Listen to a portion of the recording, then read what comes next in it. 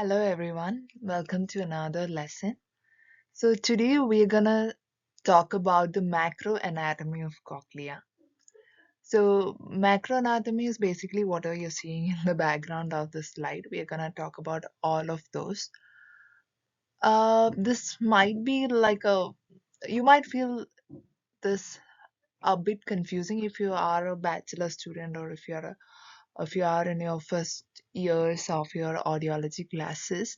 But trust me, if you learn these, like at least just understand these terms or where these are, then it'll be more easier for you to understand the concept. And when it comes to cochlea or the hair cells or the physiology of cochlea, it'll become more easier. So you will know where the cochlea is placed and what all are there in and around.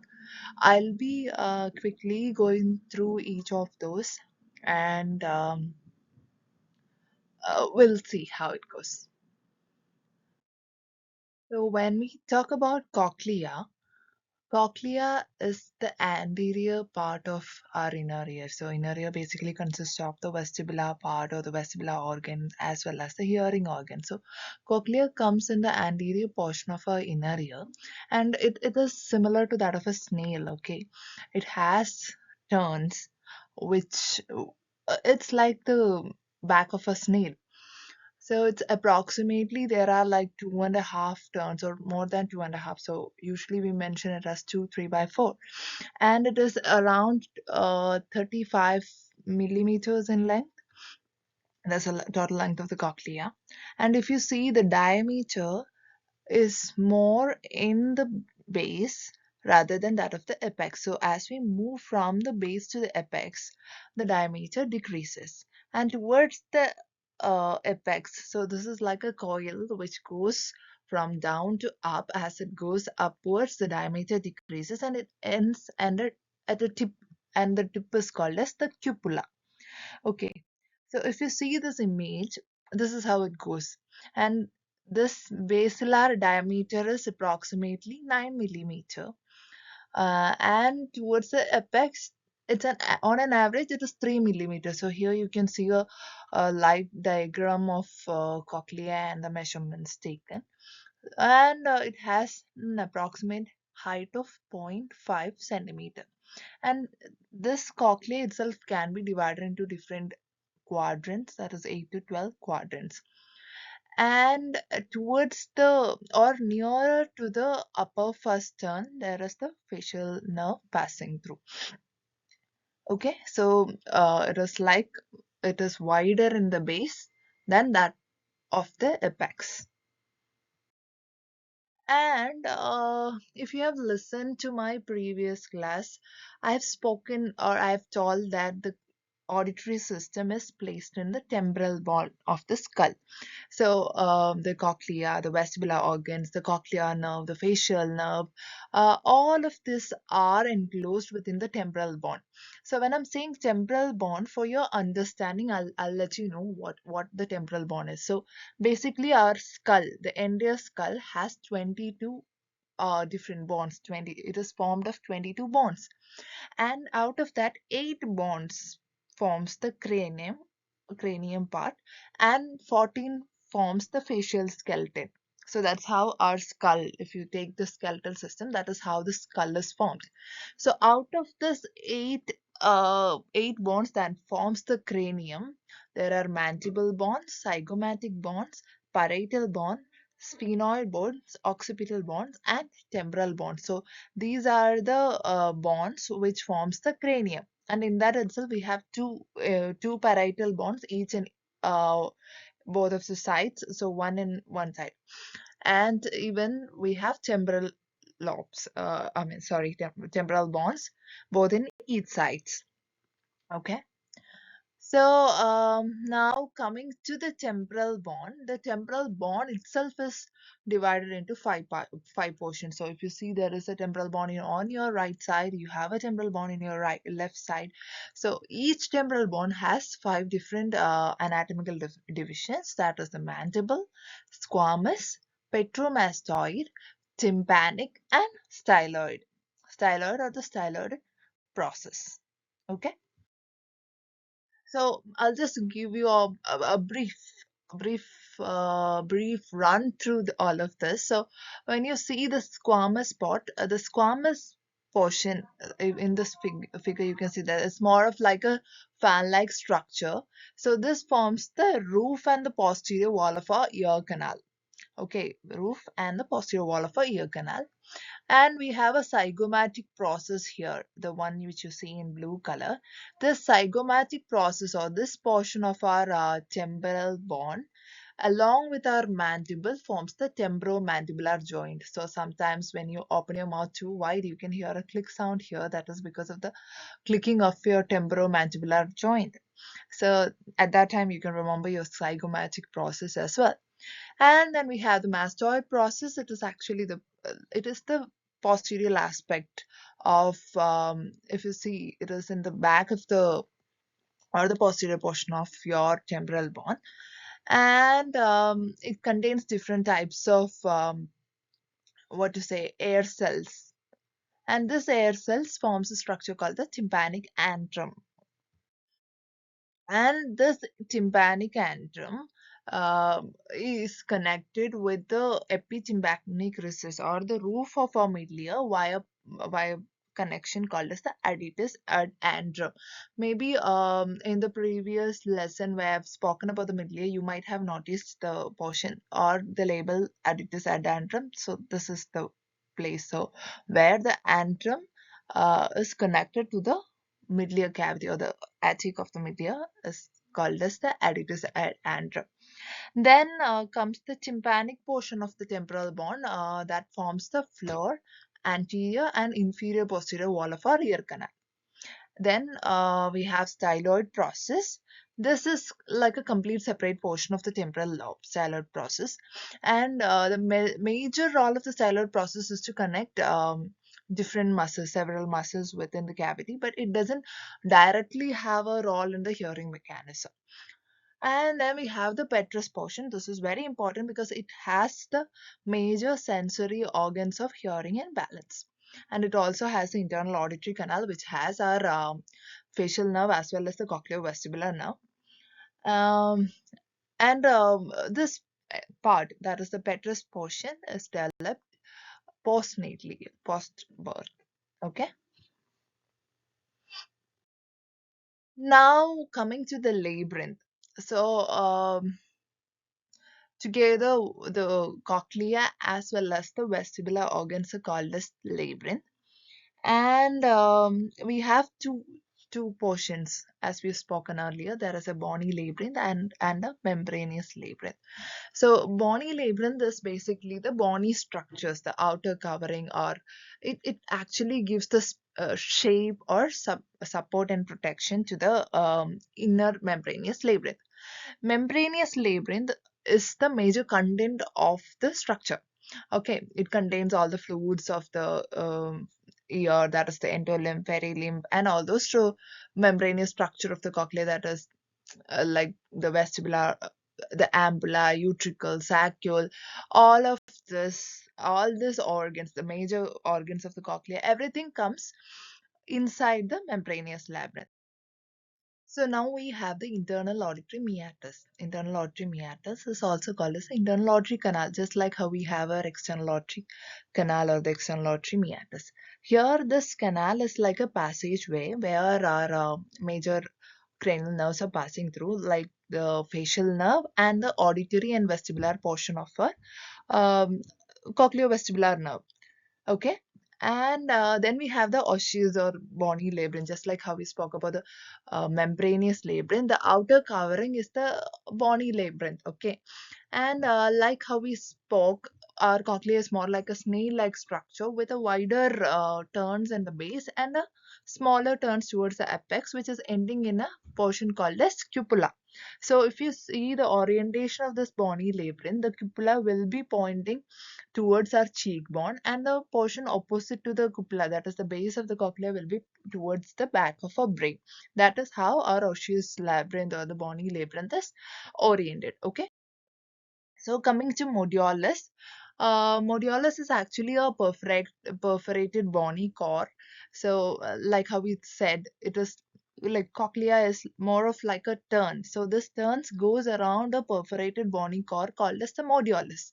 So through this modiolus, we have all those nerves coming from our auditory nerve fibers, which is coming from the hair cells and all those blood vessels running through this modiolus. And Modiolus has an area which is much more perforated, which is facing our scala vestibuli. Okay.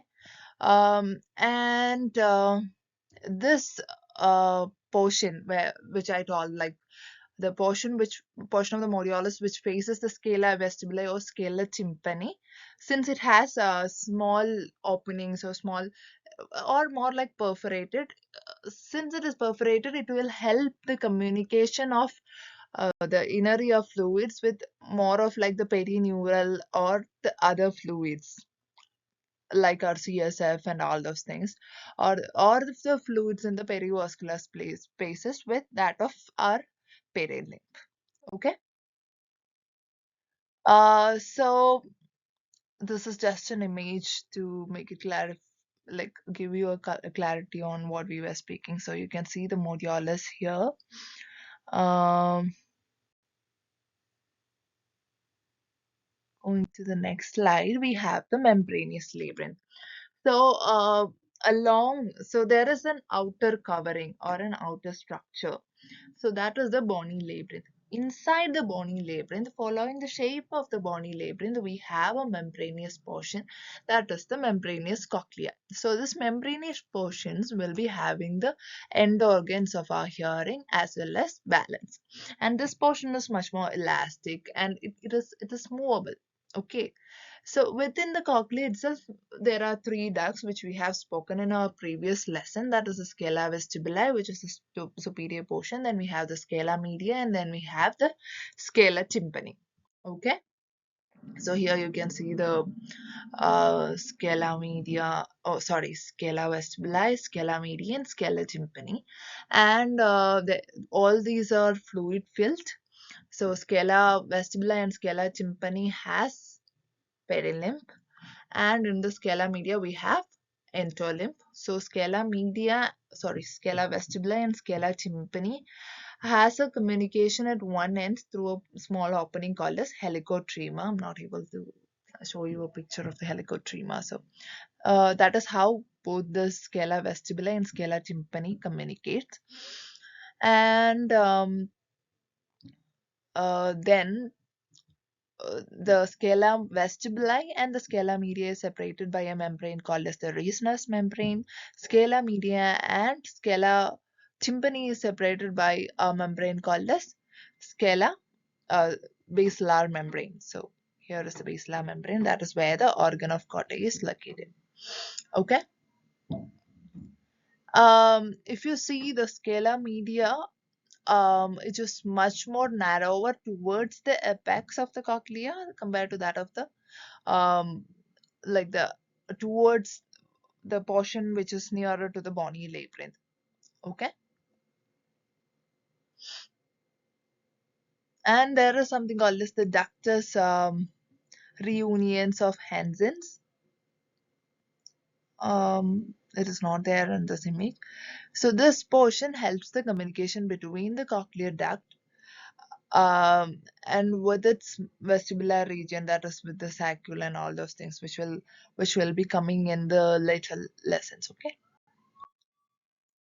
So then we have the cochlear and the vestibular aqueduct. So there are different fluids in the cochlea. It has to be maintained. To maintain this, there is basically two pathways. That is the vestibular aqueduct and the cochlear aqueduct.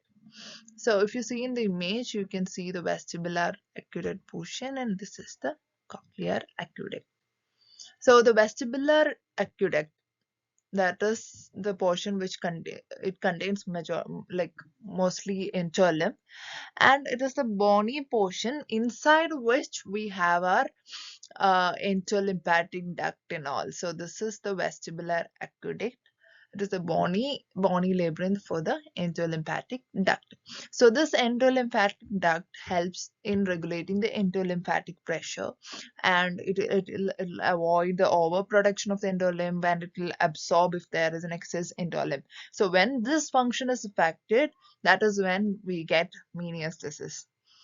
Uh, and then the cochlear aqueduct, it extends from the basal turn of the scala tympani, um, only a few milliseconds from the round window, and to the subarachnoid spaces in our jugular fossa. So it extends to that extent. So perilymph is actually originating from the CSF or the cochlear blood supply, if you see the origin of the fluid, and this endolymph is derived from the perilymph. Uh, like we've spoken in the previous lesson again, so endolymph has a high potassium and very low sodium compared to that of perilymph.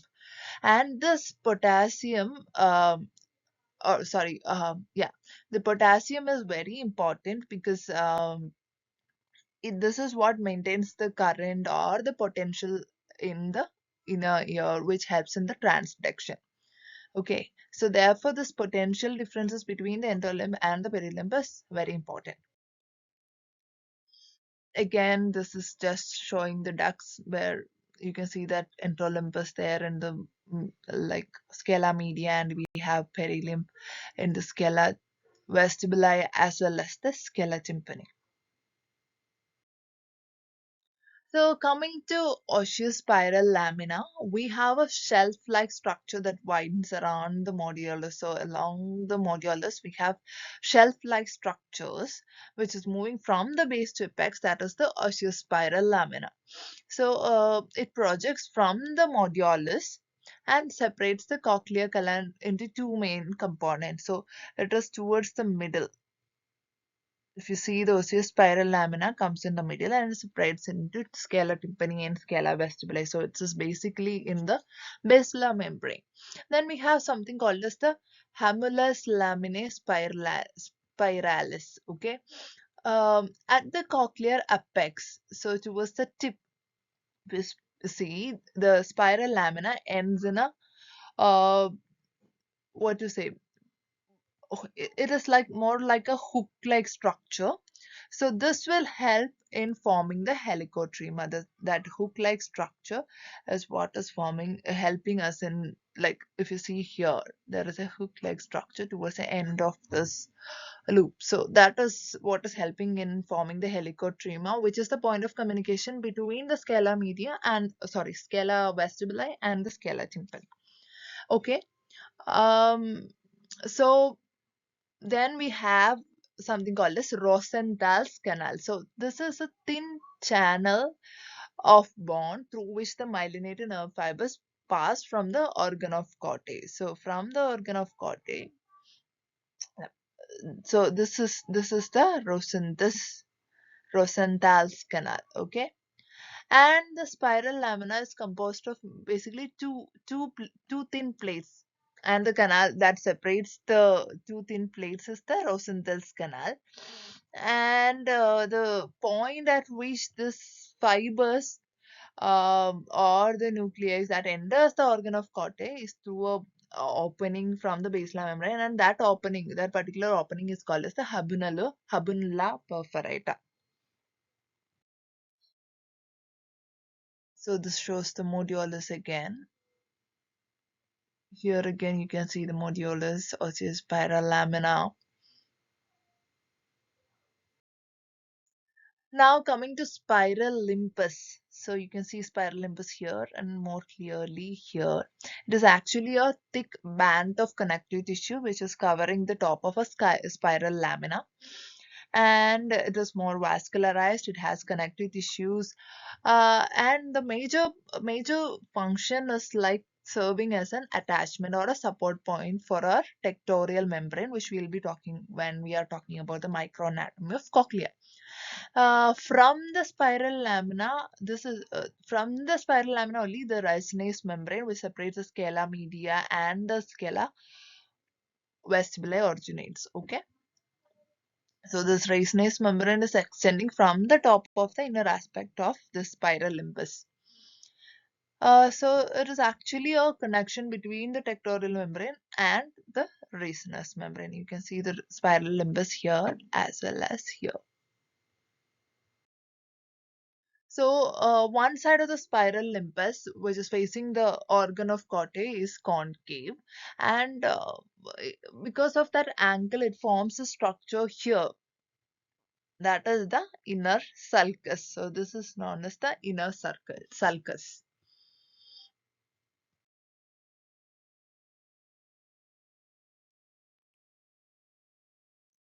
If you see the cochlea basically has three types of innervations. We have three nerve fibers within the cochlea. So it has autonomic fibers, it has afferent fibers, and as well as efferent fibers.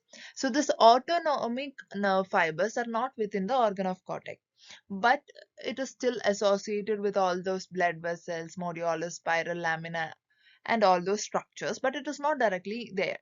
But in the human cochlea, um, if you see, we have inner hair cells and outer hair cells. There are approximately around 3,500 inner hair cells and around 12,000 outer hair cells. So these hair cells have afferent as well as efferent neurons. So which carries information from the hair cells to the outside and also from the brain to the hair cells. So afferent nerve cell bodies are located in the spiral portion of the Rosendahl's canal, which we just spoke about, the canal between the two thin plates. And the collection of cell bodies inside the canal is called as the spinal ganglion. So inside the Rosendahl's canal, so this is where the Rosendahl's canal comes. So there is a collection of all this afferent nerve cell bodies, and that is called as the spiral ganglion. Okay.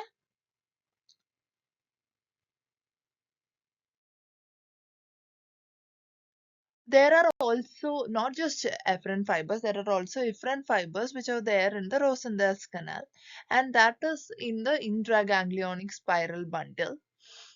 Um, and these cell bodies of the efferent nerve fibers are basically in the superior olivary nucleus of our brain, and this goes through the olivocochlear bundle, which we'll be talking again when we are coming to all this. So there are approximately around 35,000 spiral ganglion cells, and as we age, these number of these cells diminishes. And within the spiral ganglion itself, there are two different types of cells, type 1 cells and type 2 cells. And the type, when we talk about this type 1 and type 2 cells, uh, the like the amount of afferent and efferent fibers or efferent hair cells that innovations which has also varies. So if you see type 1 fibers, it has it sorry, not the afferent and efferent connection, but rather the innovation towards the inner and outer hair cells. So type 1 fibers innovates, so 90% of this type 1 fibers goes to the inner hair cells, and most of this are what to say, afferent connections. Okay. Whereas if you take one inner hair cell will have approximately 10 to 20 um, type 1 cells. So there are type 1 cells. 90% of this type 1 cells goes to the inner hair cells. If you take one inner hair cells, it will have 10 to 20 type 1 cells, and majority of these are afferent connections. Okay. So just showing type 1 cells and type 2 cells. So how it is innovating the inner hair cells. So type 2 cells, it is actually mostly non-myelinated, and it is majorly going to the outer hair cells. So if you see, one outer hair cell will have only one type 2 cell compared to that of um, how type 1 cells innervates the inner hair cells. Compared to that, one outer hair cell will receive one type 1 cells, but um, each type 2 cells, and each type 2 cells can go into 15 to 20 outer hair cells, and it has both afferent as well as efferent fibers. Then comes the spiral ligament. So here in this image, you can see the spiral ligament. It is actually a connective tissue structure. It is it is placed in the lateral wall of our scala media, and the major function is like regulation of the lateral wall vessels. And you can see the thickness is decreasing as we move from the base to the apex. And there are two types of cells, type 1 and type 2 fibroblast cells, which forms this spiral ligament. So here we have the stria vascularis. So stria vascularis is in the lateral wall of the scala media or the cochlear duct. And the major function of this is like the production of the endolymph and giving out the endolymph and the cochlea is a function of the stria vascularis. And there is a prominence alongside the stria vascularis, that is the spiral prominence. Okay, so this is just the macroanatomy of the cochlea and the structures around it. In the microanatomy of cochlea, we will be talking in depth about the hair cells, the innervations, the type 1, type 2 cells. I know I was a bit confusing on those portions. I'll be talking about all that when it comes to the physiology as well. So once you know where all the structures are, it will be easier for you to understand when we mention about all this. So just quickly once go through this lessons. I hope you understood, and I guess I haven't confused you with all these terms. Again, if you have any suggestions or comments, you can mention in the comments, and if you have any doubts, again, you can put it in the comments. I'll be talking about microanatomy of cochlea in the coming videos. Please click on the bell icon so that if I'm uploading any videos, you will get the notifications and you'll not miss out. If you are someone who's looking to go back through the lessons or prepare for an exam, I would suggest you go through the videos in the order so that we can make the base and then move further. And you can also suggest topics in the comments. Also, you can suggest any kind of improvements or modifications that you want with the videos. Hope you all are having a wonderful day. Thank you and bye.